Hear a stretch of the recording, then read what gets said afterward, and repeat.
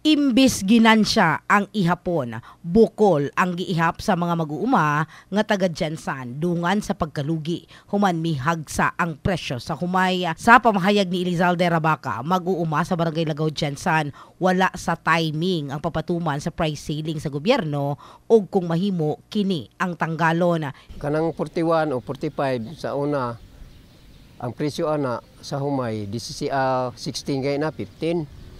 So pag kuan wala na equal ba kay ang ilahang chemical wala napalit namo mahal pamanggod. Unya dapat unta gihuman ang kaning season bago nila gipaubosan ang presyo sa humay. Kay aron unta makabawi sa mi sa among gasto. Gikalit man nila og baba, wala gyud mi mahimo. Kay kung dili mi mo baligya sa mga produkto, dili na mo mabayaran ang mga utang nga gigamit sa basakan. Giangkon sa Department of Agriculture kundi DA12, abisan sila nakurat sa pagpagula ni Pangulong Ferdinand Marcos Jr. sa kamanduan may kalabutan sa price ceiling. Apan doon na impormasyon nga migula nga hangtod lang duha o tulo ka semana ang pagpatuman sa price ceiling.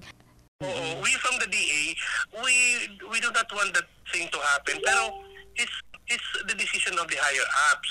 Eh, nabigla na nga rin tayo kasi remember na parang when the EO39 was issued, ura-urada, parang implementation na sa September 5. Dugang ni Ango sa karon isip pagsuporta sa mga mag-uuma, nagpadayon ang pagpanghatag nila og support service pinaagi sa local government unit alang sa mga rehistrado sa registry system for basic sector in agriculture kon RSBSA.